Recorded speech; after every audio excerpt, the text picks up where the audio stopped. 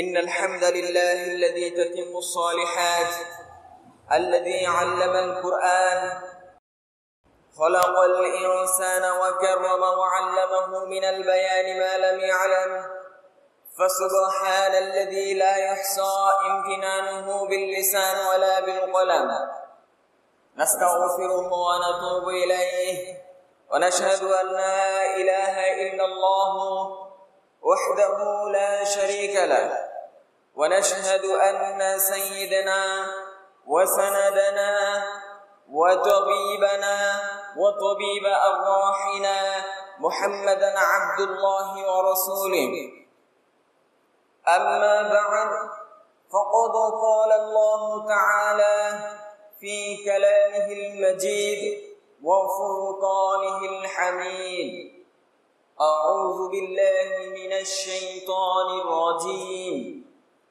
فلما بلغ معه السعي قال يا بني إني أرى في المنام أني أذبحك فانظر ماذا ترى قال يا أبت افعل ما تؤمر ستجدني إن شاء الله من الصابرين وقال رسول الله صلى الله عليه وسلم إذا رأيتم هلال ذي الحجة وأرادوا أحدكم أن يضحدوا فليمسك عن شعر وظفره حتى يضحى بارك الله لنا ولكم في القرآن العظيم ونفعني وإياكم بما فيه من الآيات والذكر الحكيم الحمد لله শুকর গুজার করি সেই মহান আল্লাহ তাআলার যিনি সাইয়্যিদুল আইয়াম জুমার দিনে সাইয়্যিদুল মাকান আল্লাহ তাআলার ঘরে আগে ভাগে এসে জিকির করার জন্য আসার তৌফিক, যোগ্যতা, সুস্থতা, হায়াত এবং সুন্দর ব্যবস্থা করে দিয়েছেন। এই জন্য কালিমাতুশ শুকুর আদায় করি আনন্দ চিত্তে, আল্লাহ তাআলার খুশির নিমিত্তে বলি আলহামদুলিল্লাহ। অযুত ধারায় দুরূদ ও সালাম বর্ষিত হোক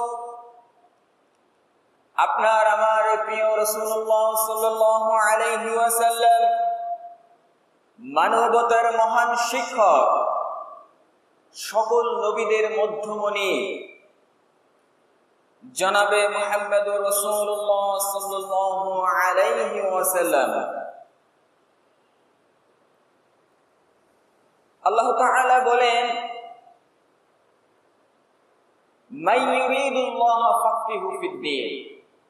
যে আল্লাহ তাআলা যাকে ভালোবাসেন তাকে দিয়ে ভালো কাজ করিয়ে নেন। আপনি আমি যে আগে ভাগে আসতে পারছি এটা আল্লাহ তাআলার একমাত্র ভালোবাসা, অনুগ্রহ, দয়া ছাড়া আর কিছুই নয়। আল্লাহ তাআলা আমাদের উপরে এত রহমত করছেন যে আল্লাহ তাআলা সুস্থতা এবং হায়াতের মাধ্যমে আমাদেরকে আগে ভাগে মসজিদে আসার তৌফিক দান করেছেন। আলহামদুলিল্লাহ।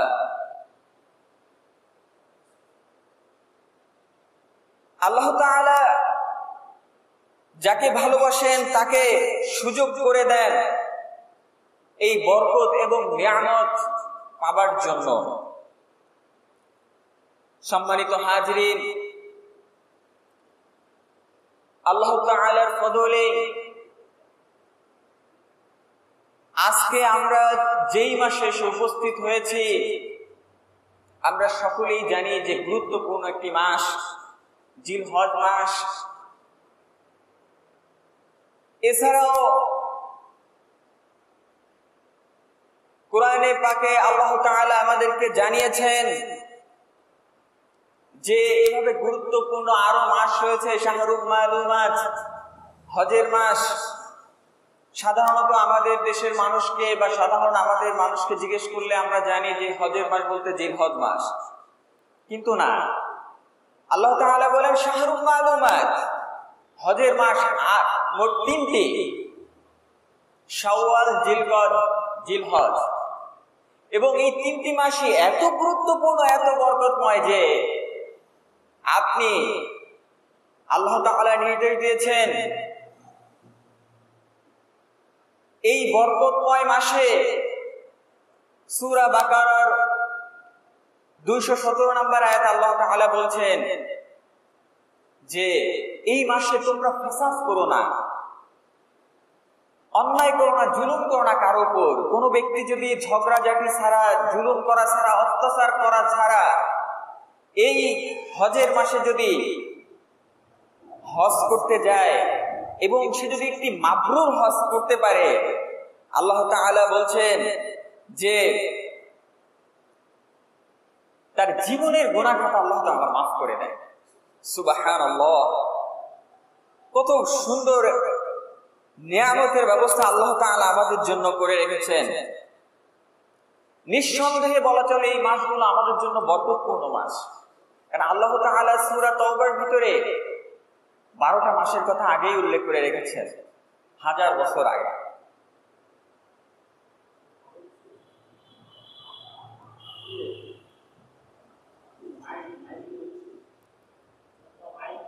মহান আল্লাহ তাআলা আমাদেরকে এই কুরবানি করার যে নির্দেশ, কুরবানি করার যে আহকাম আরকানগুলো আমাদের মাঝে দিয়েছে, প্রত্যেকটি জিনিসে আমাদের জন্য গুরুত্বপূর্ণ। কুরবানি শুধুমাত্র পশু জবাই করার নাম কুরবানি নয়। কুরবানি অর্থাৎ হচ্ছে ত্যাগ। হযরত ইব্রাহিম আলাইহিস সালাম, যাকে আল্লাহ তাআলা ইরাকের উর নামক স্থানে জন্মগ্রহণ করিয়েছিলেন, তারপরে একটু একটু করে প্রায় 9টিরও বেশি বড় বড় পরীক্ষা আল্লাহ তাআলা তার মাধ্যমে করিয়ে নিয়েছেন। আল্লাহ তাআলা ইব্রাহিম আলাইহিস সালামকে সর্বশেষ যে বড় পরীক্ষা দিয়েছিলেন তা হলো তার ভালোবাসার পাত্র, তার কলিজার টুকরা সন্তানকে কুরবানি করার কথা স্বপ্নের মাধ্যমে আল্লাহ তাআলা তাকে দেখিয়েছিলেন। যখন ইব্রাহিম আলাইহিস সালাম মানুষের মাঝে ইসলাম প্রচারের জন্য চেষ্টা করতেছিলেন, তখন তার পিতাও তাকে সঙ্গ দেয়নি। এক পর্যায়ে আল্লাহ তাআলার নির্দেশে তিনি ইরাক থেকে প্যালেস্টাইনে হিজরত করেন এবং 80 বছর বয়সে যখন বার্ধক্যের দিকে তিনি চলে যাচ্ছিলেন, তখন মহান আল্লাহ তাআলার নিকট দোয়া করেছিলেন, হে আল্লাহ, রব্বি হাবলি মিনাস সালিহিন, আমাকে তুমি একটা নেককার সন্তান দান করো। কেননা আমি যদি মরে যাই এরপরে ইসলাম প্রচার করার জন্য আমাকে তুমি একটি নেককার সন্তান দান করো। মহান আল্লাহ তাআলা তার ডাকে সাড়া দিয়ে তার দ্বিতীয় স্ত্রী বিবি হাজারা আলাইহিস সালামের গর্ভে একটি সন্তান দান করেন। এরপর থেকে আল্লাহ তাআলার নির্দেশে আবারও পরীক্ষা শুরু হয়ে গেল। আল্লাহ তাআলা তাকে নির্দেশ দিলেন যে তুমি বাক্কাতুল মুবারাকা অর্থাৎ মক্কায় তোমার স্ত্রী পরিবারকে রেখে আসো নির্জনে। তখন মক্কার পাশে হযরত ইব্রাহিম আলাইহিস সালাম তার পরিবারকে রেখে আসলেন এবং যতটুকু খাবার দেওয়া যায় দিয়ে আসলেন।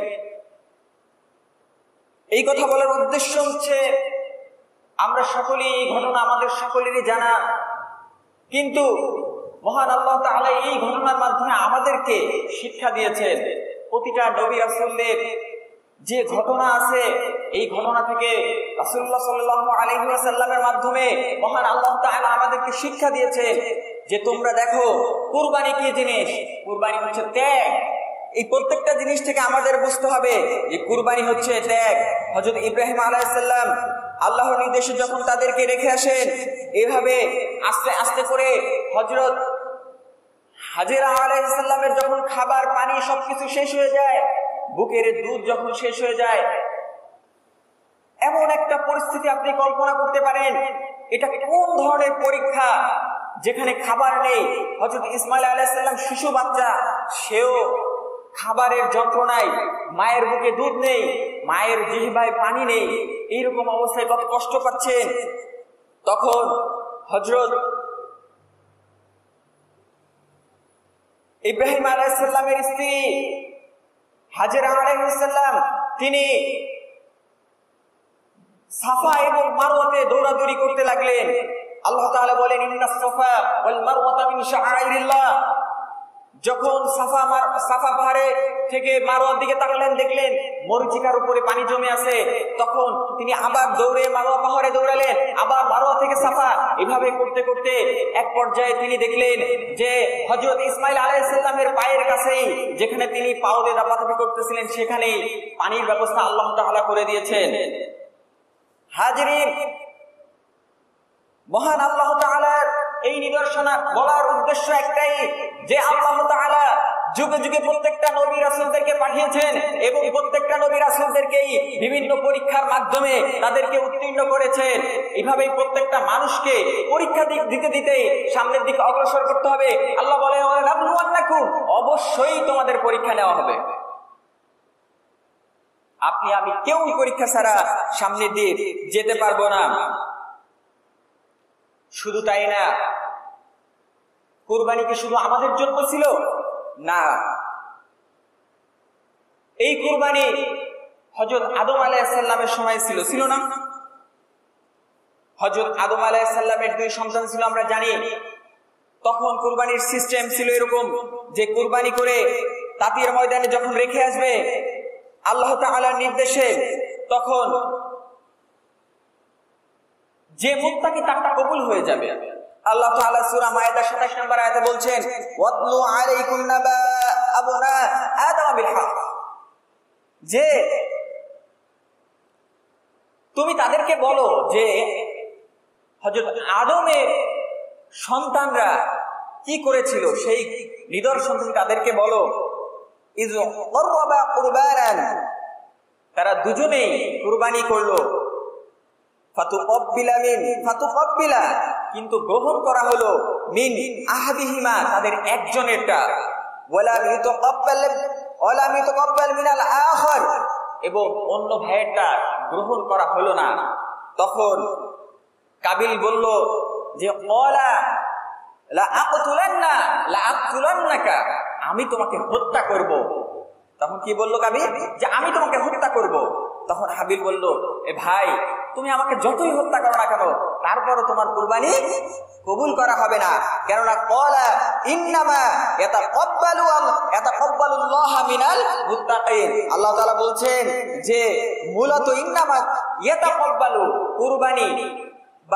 কুরবানি গ্রহণ করেন আল্লাহ তাআলা মিনাল মুত্তাকিন, শুধুমাত্র মুত্তাকি যারা, তাদের। এখান থেকে আমাদের শিক্ষা নেওয়া দরকার যে জিনিসটা, যে আপনি আমি, আমাদের কোটি কোটি টাকা আছে, আপনি আমি কুরবানি দিয়ে দিলাম আর কুরবানি কবুল হয়ে যাবে, এত সহজ না। আপনার তাকওয়া থাকতে হবে, আপনাকে মুত্তাকি হতে হবে। এখান থেকে আমাদের এই শিক্ষাটা নিতে হবে। হযরত ইউসুফ আলাইহিস সালাম কুরবানি দেননি। হযরত ইউসুফ আলাইহিস সালাম কুরবানি দিয়েছেন অনেক বড় কুরবানি, সেটা হচ্ছে তার চরিত্রে। যখন আমরা সকলেই জানি সেই কাহিনী, তখন ওইরকম একটা পরিস্থিতিতে হযরত ইউসুফ আলাইহিস সালাম আল্লাহ তাআলার নিকট দোয়া করেছিলেন এবং বলেছিলেন, হে আল্লাহ তাআলা, তুমি আমাকে হেফাজত করো, তুমি আমার চরিত্রকে হেফাজত করার তৌফিক দাও। এটা কি কুরবানি নয়? আপনার আমার পক্ষে কি সম্ভব হতো? সম্ভব না। আজকে সোশ্যাল মিডিয়া দিয়ে শুরু করে, বাজার ঘাট দিয়ে শুরু করে, সব জায়গায় যেভাবে বেহায়াপনা, দেখেন আমাদের চরিত্র ঠিক রাখাই কষ্টকর। আজকে মেয়েরা যেভাবে, আমাদের মেয়েরা যেভাবে নগ্নভাবে বাইরে বের হচ্ছে, এখানে আপনার চরিত্র নষ্ট হয়ে যাচ্ছে। আপনার ইচ্ছা না থাকা সত্ত্বেও তাদের দিকে আপনার তাকানো হয়ে যাচ্ছে। এইটা হচ্ছে কুরবানি। আপনাকে এইখানে কুরবানি দিতে হবে না। মহান আল্লাহ তাআলা আমাকে দেখছেন, আল্লাহ ওয়াজিগনি, আল্লাহ তাআলা আমাকে দেখছেন সর্ব অবস্থাতে। আমি যদি এই রকম পর্যায়ে, আমি যদি আমার চোখকে সংযত রাখতে পারি, তাহলে এটাই হবে আমার জন্য কুরবানি, ঠিক না? হাজিরিন, আল্লাহ তাআলা বিভিন্ন নবী রাসূল সাল্লাল্লাহু আলাইহি ওয়াসাল্লাম এবং যারা ইসলামের পথে, সঠিক পথে চলতে চেয়েছিলেন, প্রত্যেককেই আল্লাহ তাআলা বিভিন্ন মাধ্যমে পরীক্ষা নিয়েছেন। প্রত্যেককেই ত্যাগ করতে হচ্ছে। কুরবানির অর্থ হচ্ছে ত্যাগ করা। আপনি কতটুকু ত্যাগ করছেন, এইটা ইম্পর্টেন্ট। আল্লাহ তাআলা সূরা হজের 34 নম্বর আয়াতে বলছে, ওয়ালিকুল্লি উম্মাতিন জাআলনা মুনসাকান, যে শুধু কুরবানি তোমাদের জন্য না, এটা তোমাদের পূর্ববর্তী যারা ছিল তাদের জন্য। যে কথা আমি একটু আগে বলছিলাম, লিয়াযকুরু ইসমাল্লাহি আলা মা রাযাকাকুম, লিয়াযকুরু ইসমাল্লাহি আলা মা। আল্লাহ তাআলা বলছেন, একটু খেয়াল করেন আয়াতের দিকে, হয়তো আপনারা সবাই জানেন এই আয়াত, তারপরও আবার বলছি একটা কারণে। এখানে আল্লাহ তাআলা বলছেন যে কুরবানিটা হবে শুধুমাত্র তোমাদের আল্লাহর নামে। কিন্তু আমাদের সমাজে এমনও প্রচলিত আছে, কুরবানির আগে লিস্ট করা হয়, 7 জন কুরবানি দিয়েছে, 7 জনের নাম, 5 জন দিয়েছে, 5 জনের নাম, এভাবে নাম ধরে ধরে, এগুলো আমি আগে দেখছি, এভাবে তাদের নাম বলে কুরবানি করা হয়। কিন্তু এটা হয়তো বা হুজুরদের এইরকম উদ্দেশ্য থাকে না, তারপর আপনি এটা চিন্তা করেন। কিন্তু আল্লাহ তাআলা এখানে বলছে, এই আয়াত থেকে আমাদের শিক্ষা হচ্ছে, আল্লাহ তাআলা আমাদের কি বলছে, যে তোমরা কুরবানি করবে কার নামে? একমাত্র আল্লাহর নামে। সেটা শুধুমাত্র গরু জবই না, শুধুমাত্র জবয়ের মাধ্যমে না, তোমাদের জীবনকে। কুল ইন্না সলাতি ওয়া নুসুকি ওয়া মাহইয়ায়া ওয়া মামাতি লিল্লাহি রাব্বিল আলামিন। তোমার সালাত, তোমার কুরবানি, তোমার জীবন, প্রত্যেকটা জিনিসই হবে একমাত্র আল্লাহর উদ্দেশ্যে। আল্লাহ তাআলা এই কুরবানি আমাদের এই জন্য দিয়েছেন। আল্লাহ তাআলা পরের অংশ বলছেন, রাযাকাকুম বাহিমাতিল আমান। বাহিমাত শব্দের অর্থ হচ্ছে চতুষ্পদ জন্তু, যে তোমাদের যে পশু আছে, চতুষ্পদ যে গৃহপালিত পশু আছে, এগুলার মাধ্যমে তোমরা কি করো? কুরবানি করো। এবং কি করো? ফাইলাহুকুম ইলাহু ওয়াহিদ, শুধুমাত্র একজনের উদ্দেশ্যে কুরবানি করো। ফালাহু আসলিমু, এবং তোমরা কুরবানি করো এবং তোমরা সবসময় স্মরণ করো এবং আল্লাহর দিকে শুধু আত্মসমর্পণ করো। মানে আল্লাহ ছাড়া আর কেউ নাই। আমাদের সমাজে অনেক পীরের, আমাদের বাংলাদেশে অনেক পীরের দরবারে অনেক জায়গায় বাবার নামে কুরবানি করা হয়, আমরা সকলেই জানি। কুরবানির সময় বলা হয়, নাউজুবিল্লাহ। আপনি কল্পনা করতে পারেন, এটা আমাদের সমাজে তারা বাবার নামে কুরবানি করছে, যেখানে আল্লাহ তাআলা স্পষ্টভাবে সূরা হজের 34 নম্বর আয়াতে বলে দিয়েছেন যে কুরবানি হবে শুধুমাত্র একমাত্র আল্লাহর নামে। আল্লাহ তাআলা বলছেন পরের অংশ, আবাশশিরিল মুখবিতিন, যে আল্লাহ তাআলার হুকুমকে যারা সুন্দরভাবে মেনে নেয়, প্রত্যেকটা জিনিসকে স্পষ্টভাবে আঁকড়ে ধরে, সেই তো সফল কাম। তাকে সুসংবাদ দেওয়া। আল্লাহ তাআলা সূরা হজ্জের 35 নম্বর আয়াতে বলছেন, আল্লাযীনা ইযা যুকিরাল্লাহু ওয়াজিলাত কুলুবুহুম, যখন তাদের কাছে আল্লাহর কথা বলা হয় তখন ওয়াজিলাত কুলুবুহুম, ওয়াজিলাত শব্দের অর্থ হচ্ছে কেঁপে ওঠা। কুলুবুহুম, তাদের অন্তর কেঁপে ওঠে। ওয়াস-সাবিরিনা, এবং কি হয়? আলা মা আসাবাহুম, তারা ধৈর্যশীল হয়। সাবিরিন আলা মা যা আসাবাহুম ওয়াল মুকিমিস সালাতা ওয়া মিম্মা রাযাকাহুম ইনফিকুন। আল্লাহ বলতেছেন যে তারা যখন তাদের সামনে আল্লাহ তাআলার কথা বলা হয় তখন তাদের অন্তর কেঁপে ওঠে। কিন্তু দেখবেন এক শ্রেণীর মানুষ আছে যাদেরকে আপনি ইসলামের দাওয়াত দিচ্ছেন, তারপর তাদের সেরকম মনে হচ্ছে না, তাদের অন্তরটা কাঁপতেছে না। আল্লাহ বলছেন রাযাকনাহুম ওয়া মিম্মা রাযাকনাহুম, এই যে কুরবানি তোমরা করবে, রাযাকনাহুম তোমরা কি করো, তোমাদের যে জীবিকা দেওয়া হয়েছে তাই থেকে তোমরা কুরবানি করো, এবং তোমরা ইউনফিকু তোমরা কুরবানি করো, এবং সেই কুরবানি করার মাধ্যমে যারা ফকির মিসকিন আছে তাদেরকে খাও, তোমরা নিজে খাও এবং ফকির মিসকিনদের খাও। এইখানে আমাদের শিক্ষণীয় যে ব্যাপারটা, এক শ্রেণীর মানুষ আছে যারা মানুষের দুয়ারে দুয়ারে চাইতে পারে, আর এক শ্রেণীর মানুষ আছে যাদের পেটে ক্ষুধা কিনা চাইতে পারে না। আমরা কিন্তু এই মানুষগুলাকে ওইভাবে সাহায্য করি না, কিন্তু আমাদের করণীয় হচ্ছে এই মানুষগুলাকে সাহায্য করা যারা মানুষের দ্বারে দ্বারে যে চাইতে পারে না। আমি গত সপ্তাহে বলেছি যে এই কুরবানি তো অন্তত আমাদের উচিত, জানরাই কুরবানি দেব না কেন, নিজের অন্তত প্যাকেজ করে করে হলেও মানুষের বাড়িতে যে পৌঁছায় দেওয়া আসা, তাতে করে আপনার পরিষ্কার পরিচ্ছন্নতার ব্যাপারটা ঠিক থাকবে এবং লোকজনের সমাগম কম হবে। এই আরো সব থেকে বড় বিষয়, আপনি অনেক বড় সওয়াবের অধিকারী হয়ে যাবেন, কারণ আপনি মানুষের দুয়ারে যে আপনি কুরবানির গোশতটা পৌঁছায় দিয়ে আসতেছেন। আল্লাহ তাআলা আপনাকে তৌফিক দিয়েছে বিধায় আজকে আপনি কুরবানি করতে পারতেছেন, আলহামদুলিল্লাহ। হাজিরিন, কুরবানি শুধুমাত্র জবাই করা না, প্রত্যেকটা জিনিসের মাধ্যমে ত্যাগটাই হচ্ছে কুরবানি।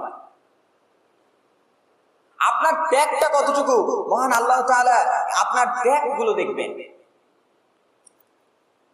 ইসলাম কখনোই ভোগের জন্য না। ইসলাম ভোগের জন্য, ইসলামের কোন আইন কোন বিধান ভোগের জন্য, ইসলাম হচ্ছে ত্যাগ করার জন্য। আপনি কতটুকু ত্যাগ করতেছেন, আপনার ত্যাগের উপর ডিপেন্ড করবে আপনি কতটা আল্লাহ তাআলার নিকট থেকে পাবেন। আল্লাহ তাআলার নিকটে কম নাই কোনো কিছু। আপনি যতটা করতে পারবেন আল্লাহ তাআলা আপনাকে ততটা দিবেন। আল্লাহ তাআলা আমাদেরকে এই কুরবানি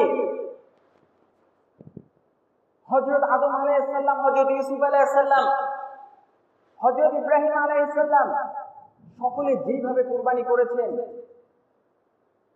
তাদের জীবনে, তাদের চরিত্রে তারা যে ত্যাগ করেছে, আল্লাহ তাআলা যাতে আমাদেরকে সেই ত্যাগ করার, সেই কুরবানি দেওয়ার তৌফিক দান করেন, সকলে বলি আমিন।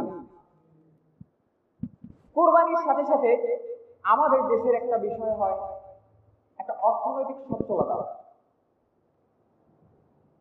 কিছু কুলাঙ্গার আছে যারা নামে মুসলিম কিন্তু বর্তমান সোশ্যাল মিডিয়াতে বিভিন্নভাবে ছড়াচ্ছে কুরবানি করার মাধ্যমে পশু হত্যা করা হচ্ছে, এটা অমানবিকতা।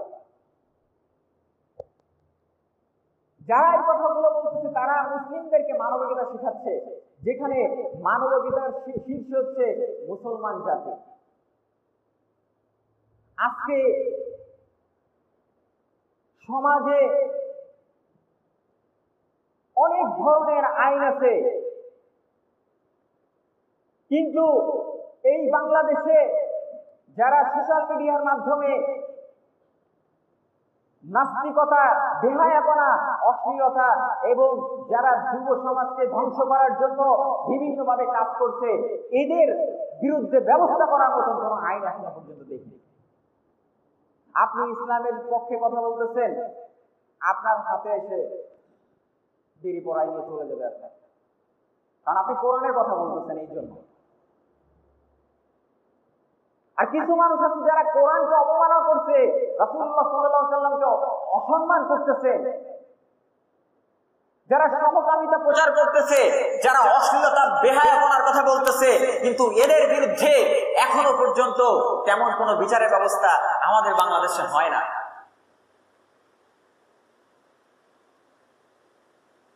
আল্লাহ তাআলা আমাদেরকে এইখান থেকে শিক্ষা নিতে হবে যে কুরবানি হচ্ছে এটাই। আপনাকে ওই অশ্লীলতা, বেহায়াপনা থেকে বের হয়ে আসতে হবে, আপনাকে এই অশ্লীলতা, বেহায়াপনা সম্পর্কে কথা বলতে হবে, এই বিষয়ে আপনাকে প্রতিবাদ করতে হবে, এটাই হচ্ছে আপনার কুরবানি। কুরবানি শুধুমাত্র লোক দেখানোর জন্য নয়। গত বছর আমি পেপারে দেখেছিলাম একটা গরু বিক্রি হয়েছে প্রায় 5 লক্ষ টাকার উপরে। তাহলে তার কেজি পড়ে প্রায় কত? কমপক্ষে 5-6 হাজার টাকার উপরে, তারও বেশি। এটা কি আসলে কি আল্লাহ তাআলা সন্তুষ্টের জন্য না নাম কামানোর জন্য? আল্লাহু আকবার। এটা কুরবানি না। কুরবানি হচ্ছে আপনার ত্যাগ। কুরবানি আপনার ফ্রিজ ভরে গোশত রাখার জন্য না। কুরবানি হচ্ছে আপনার দ্বারে যাতে মানুষ না আসতে হয়, যারাই আপনার এলাকায় আসে না কেন তাদেরকে যে আপনাকে গোশত দিয়ে আসা, এটা হচ্ছে কুরবানি। কুরবানি হচ্ছে আপনাকে পরিবর্তন হওয়া। কুরবানি হচ্ছে আপনার পরিবারকে পরিবর্তন করে ইসলামের পথে আনা। কুরবানি হচ্ছে ইসলামের দাওয়াত দেওয়া। কুরবানি হচ্ছে এই সমাজের যত বাতিল মন্তব্য, যত বেহায়াপনা, অশ্লীলতা আছে, যত খারাপ কাজ আছে, এইগুলোকে বন্ধ করার জন্য কাজ করা, এটাই হচ্ছে কুরবানি। হাজিরিন, আজকে আমাদের দেশটাকে সহ সবকিছুতেই মিথ্যা এবং হিংসা সবকিছু ধ্বংস করে ফেলতেছে, এবং এই হিংসা আমাদের ভিতরে বেশি। যারা 5 ওয়াক্ত সালাত পড়ে, দাড়িওয়ালা, টুপিওয়ালা, জুব্বাওয়ালা, অনেক সুন্দর ভালো জানে, অনেক আলেম ওলামা, একজন আরেকজনের সমালোচনা, একজন আরেকজনকে চোখে দেখতে পারে না, আমাদের ভিতরে হিংসা বেশি। আপনার বাইরে দেখতে হবে না। আগে আমরা জানতাম শুধু মহিলারা গীবত করে, না, এখন পুরুষের গীবতের সংখ্যা আরো বেশি। আপনি একটু উঠতেছেন, কেন আপনাকে উঠতে দিব? পিছন দিক থেকে আপনাকে টেনে ধরতে হবে, আমি হুজুর। ইসলাম আপনাকে এটা শিখায় না। এটা হচ্ছে আপনার কুরবানি। ইসলাম আপনাকে উদারতা শেখায়। কোন নবী রাসূলুল্লাহ সাল্লাল্লাহু আলাইহি ওয়াসাল্লাম কেউ কি কোনোদিন আপনাদের শিখিয়েছেন? কোথাও কি আছে বা কোন সাহাবীদের জীবনী থেকে কি আপনারা পান যে কেউ কখনো নিজেরা অন্যের পিছনে লেগেছে? কখনো পাবেন না। কিন্তু আমরা কেমন মুসলমান? আমাদের ভিতরে রেষারেষি, আমাদের ভিতর অহংকার, আমাদের ভিতর মিথ্যা। মিথ্যা এমনই একটা ব্যাপার হয়ে গেছে যে মিথ্যা কথা বলে একজন আরেকজনের সম্পর্ক আমরা নষ্ট করে ফেলেছি। মিথ্যা কথা বলে, মিথ্যা সাক্ষী দিয়ে একজন সাধারণ মানুষকে জেলে দিয়ে দিচ্ছি। এইটা হচ্ছে কুরবানি। আপনাকে মিথ্যা বর্জন করতে হবে, এটা হচ্ছে কুরবানি। সম্মানিত হাজিরিন, কুরবানি হতে হবে হযরত ইব্রাহিম আলাইহিস সালাম,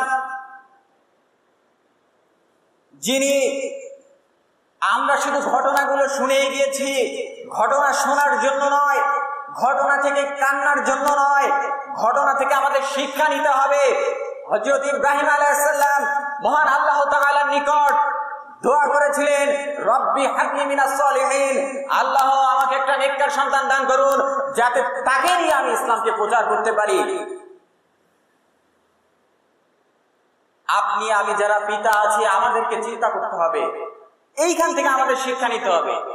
কেন সে নেককার সন্তান চেয়েছিলেন?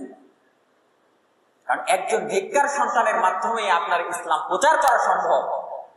আপনি আপনার ছেলেকে হাই এডুকেটেড বানাইছেন, ডাক্তার বানাইছেন, ইঞ্জিনিয়ার বানাইছেন, কিন্তু ইসলামের কোনো জ্ঞান দেন নাই।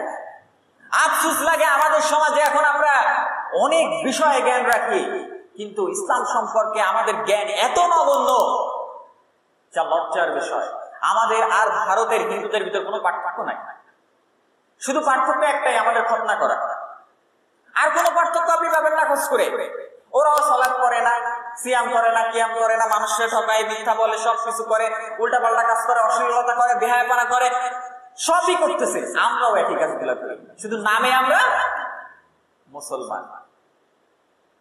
কিন্তু মুসলমান শব্দের অর্থ আত্মসমর্পণ করা একমাত্র আল্লাহর নিকট, এটাই তো কুরবানি।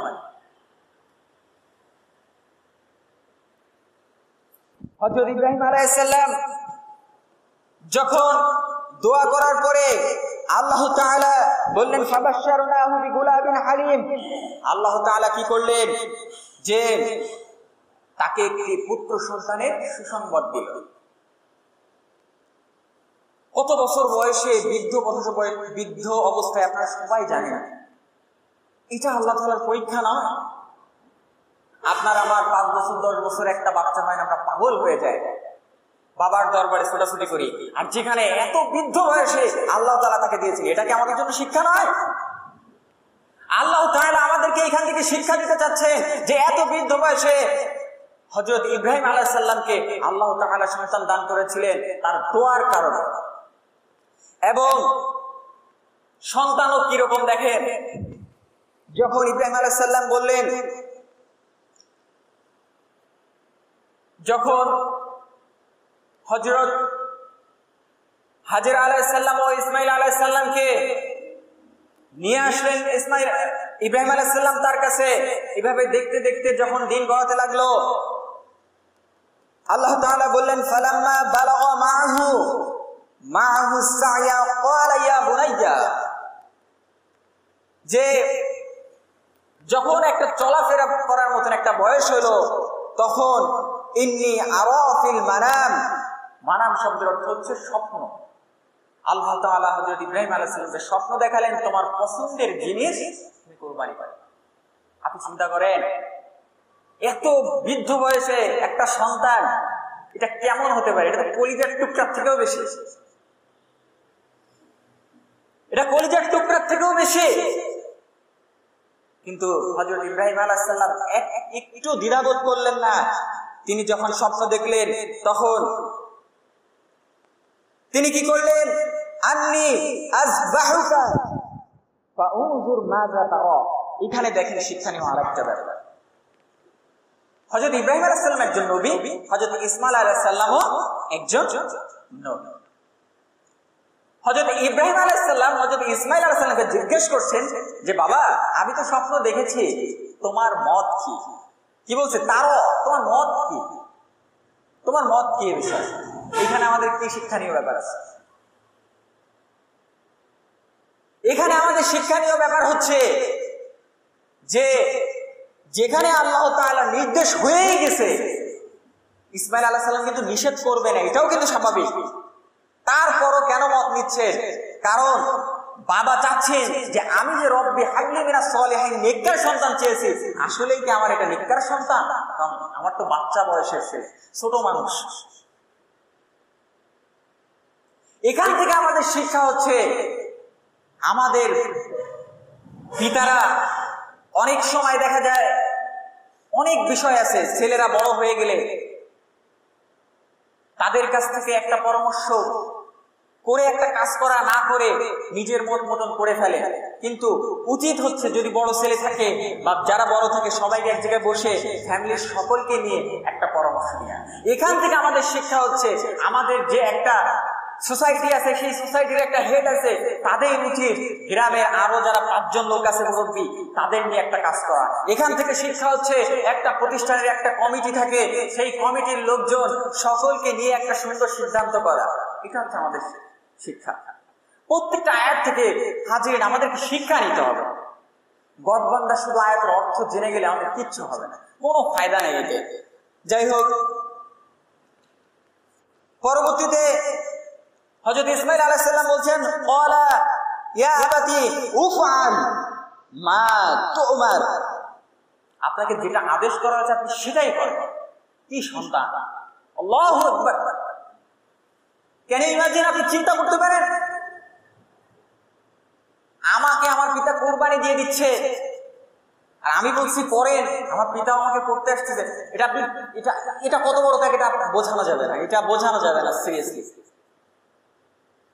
এইটা হচ্ছে আপনার কোরবানি। আপনাকে ত্যাগ করা শিখতে হবে। আর আপনি আপনার বোনের 1 বিঘা জায়গা ছাড়তে পারেন না। বোনদের তো সম্পত্তি দেওয়াই লাগে না বাংলাদেশে। বোনরা আসবে যাবে, খেয়ে চলে যাবে, শেষ মামলা। বোনের সম্পত্তি মেরে সেই টাকা দিয়ে টিকিট কিনে হজ করতে যাওয়া কবুল হয়? এত সহজ! আল্লাহকে বোকা পাইছেন?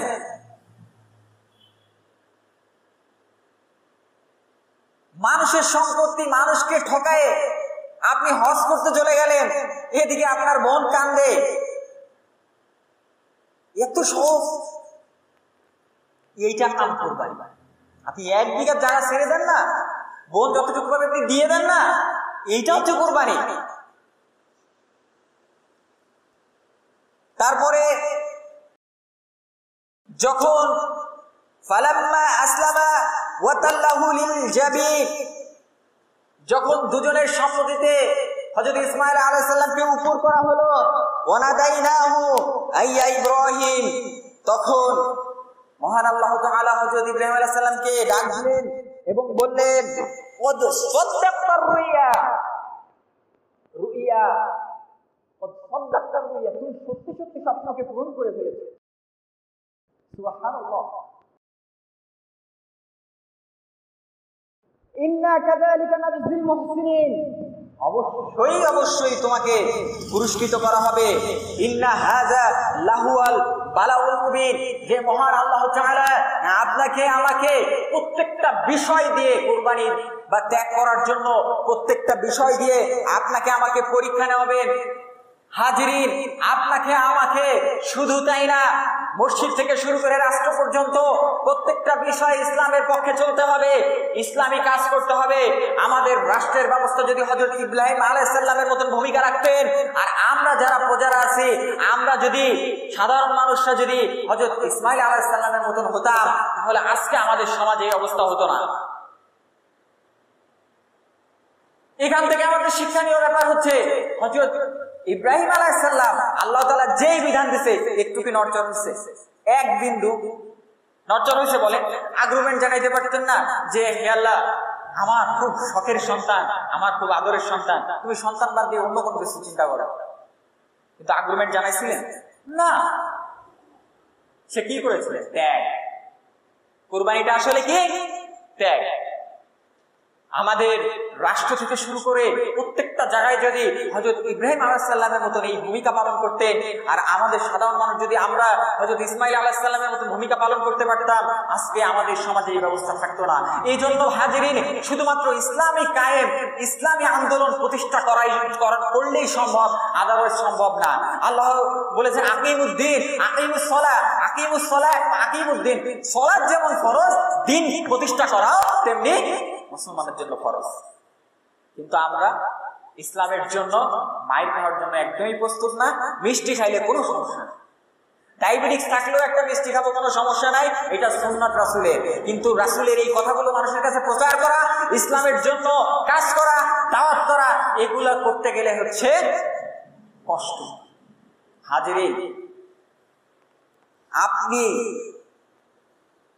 নিজেকে একটু কাঠগড়ায় দাঁড়ান, নিজেকে মৃত মনে করেন, ওই আপনি আল্লাহ তাআলার সামনে দাঁড়ান এবং একটু চিন্তা করেন আপনি আগামী দিনের জন্য কি করেছেন।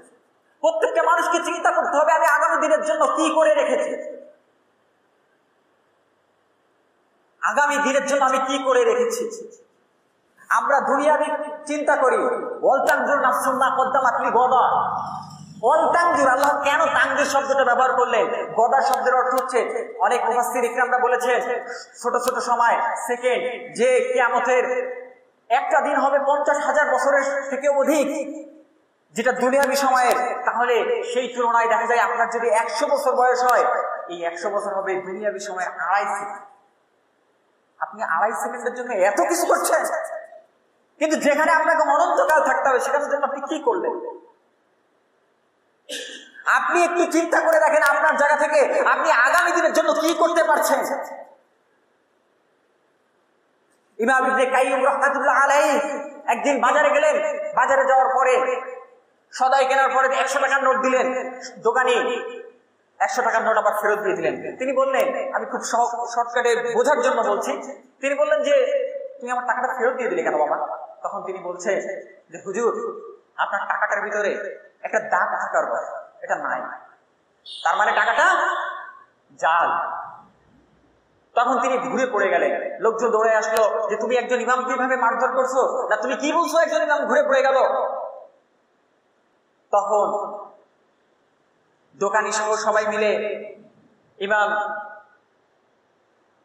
কাইয়্যিম রাহমাতুল্লাহ আলাইহিকে পানির মাধ্যমে জাগ্রত করলেন এবং তার কাছে জিজ্ঞেস করা, আপনি ঘুরে পড়ে গেলেন কেন? তখন তিনি বললেন, একটা 100 টাকার নোটের ভিতরে একটা দাগ নেই, সেটা অচল হয়ে গেল, আর আমারও একটা 100 টাকার নোট আছে, 100 বছর হায়াতের জীবন। আপনি কি চিন্তা করতে পারেন? আমার 100 টাকার নোট, আমার 100 বছরের একটা হায়াত, আল্লাযী খালাকাল মাউতা ওয়াল হায়াতা লিয়াবলুয়াকুম আইয়ুকুম আহসানু আমালা, যেখানে আল্লাহ তাআলা আগে মউত সৃষ্টি করছেন, তারপরে আপনার জীবন। সেই 100 টাকার নোট, সেই হায়াতের ভিতরে আমার ভিতর কোরআন নেই, আমার ভিতর এলেম নেই, আমার ভিতর কিছু তো নেই, সেই সাথে আমার ভিতর শিরক বিদআতে ভরপুর। আমি চোখ দুটো যখন বন্ধ হয়ে যাবে, আমি আল্লাহর কাছে কি জবাব দিব? আমি এই জন্য ঘুরে ঘুরে গেছি, আমি আল্লাহ তাআলার নিকট কি জবাব দিব যে আল্লাহ আমি তো জীবনে কিছু করি নাই? আপনি চিন্তা করতে পারেন, চিন্তা করছেন তিনি যে আমার জীবনে কিছুই নেই, এটাই তো কুরবানি। আর আমরা সময় কাটাই শুধু অন্যের দোষ ধরে। বিশ্বাস করে আপনার কবরে এই কথা জিজ্ঞেস করা হবে না, হবে না, হবে না, আপনি কার দোষ ধরে ঘুরে বেড়াচ্ছেন? আপনার আমার জীবনে কি আছে? আপনার আমার জীবনে কিছুই নেই। আল্লাহ তাআলা সূরা ফুরকানের 23 নম্বর আয়াতে বলছেন, ওয়াকাদিমনা ইলা মা আমিলু মিন আমালিন ফাজআলনাহু হাবা'আন মানসুরা। আল্লাহ তাআলা বলছেন যে তোমরা যদি কুফরি করে, শিরিক করে, বেদাত করে এইসব আমল নিয়ে যদি আসো, এগুলো আল্লাহ তাআলা তোমাদের এই আমলগুলো ধুলিকণায় নিক্ষিপ্ত করে দেবেন, ফেলে দেবেন, ছুঁড়ে ফেলে দেবেন। হাজিরি, আপনি আমি কষ্ট করে সালাত পড়তেছি, সিয়াম করতেছি, কিয়াম করতেছি, আপনি চিন্তা করেন এইগুলো যদি কোনো কাজে না আসে কি অবস্থা হবে আপনার?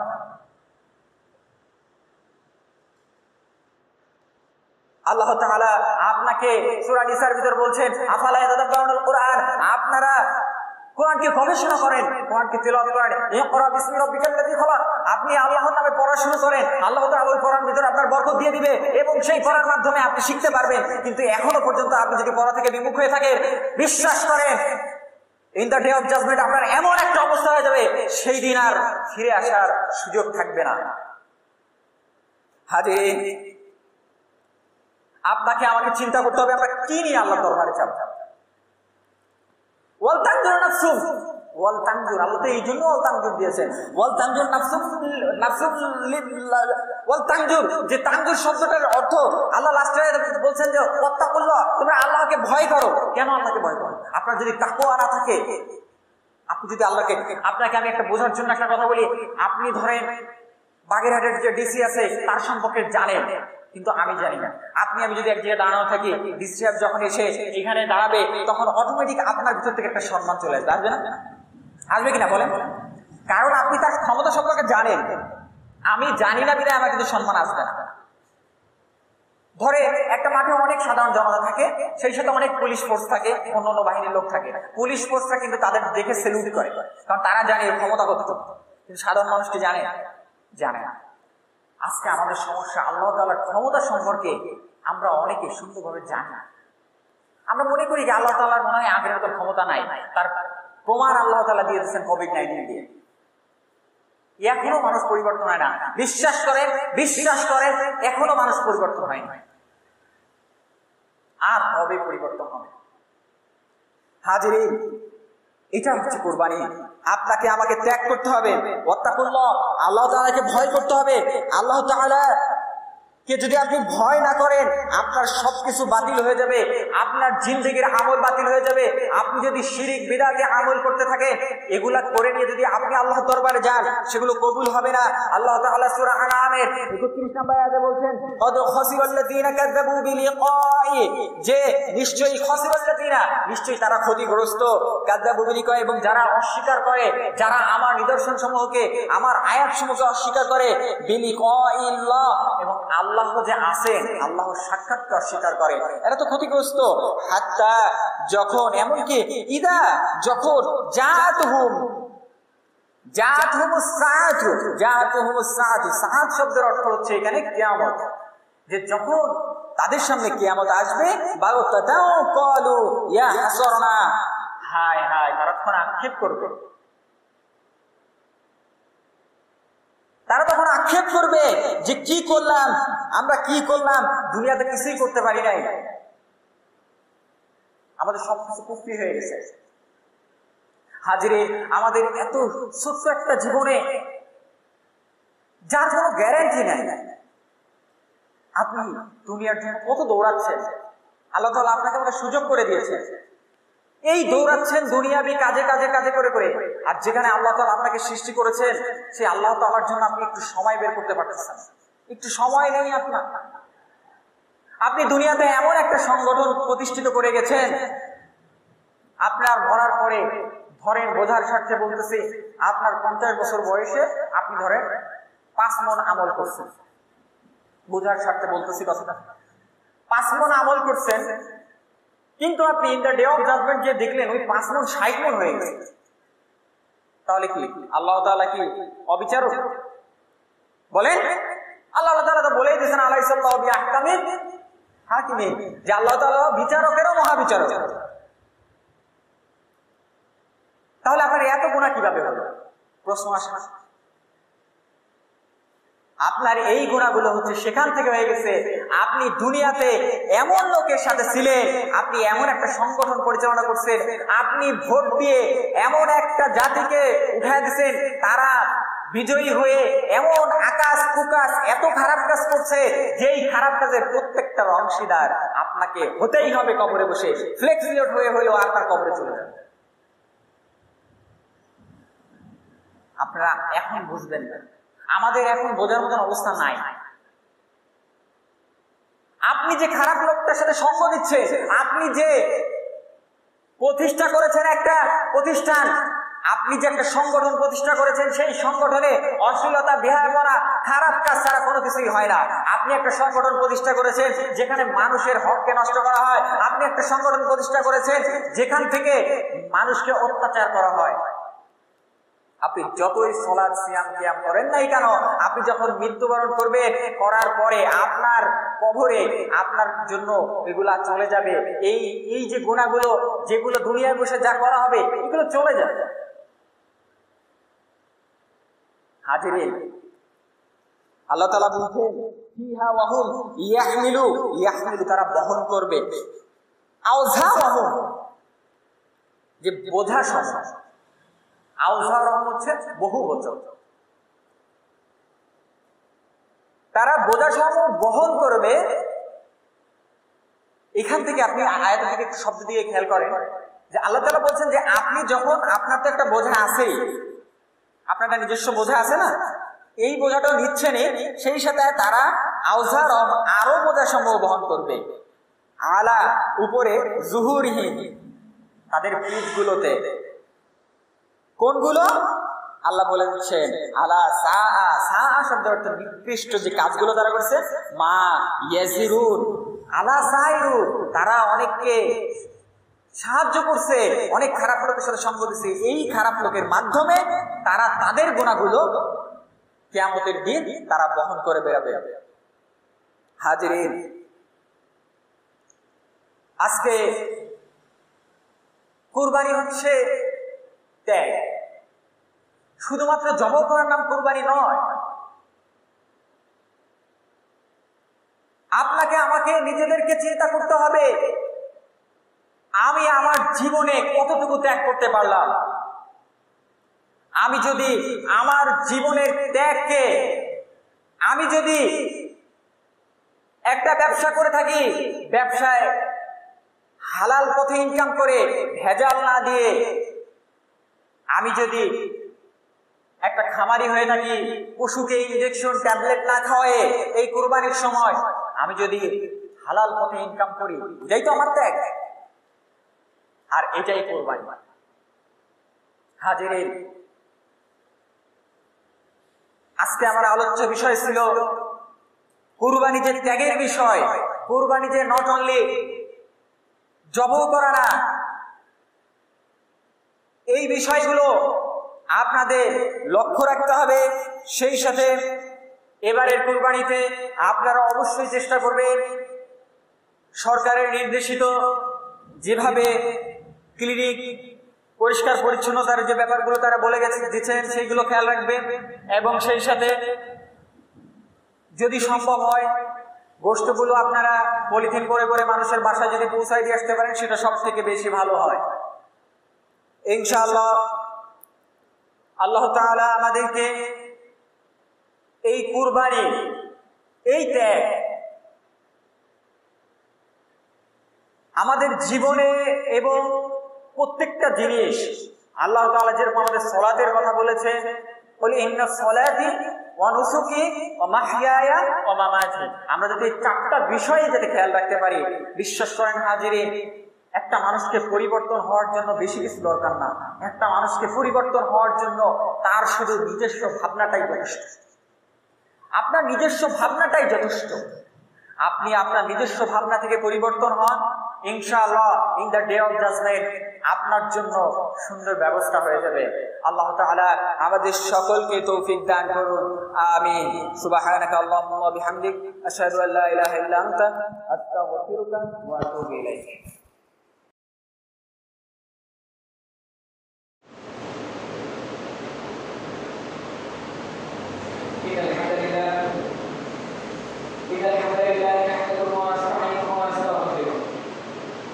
واشهد ان لا اله الا الله وحده لا شريك له وان محمدا عبده ورسوله اما بعد فان خير الحديث كتاب الله وخير الهدي هدي محمد وشر الامور محدثاتها وكل محدثه بدعه وكل بدعه ضلاله وكل ضلاله في النار. قال الله تعالى ان الله وملائكته يصلون على النبي يا ايها الذين امنوا صلوا عليه وسلموا تسليما. اللهم صل على محمد وعلى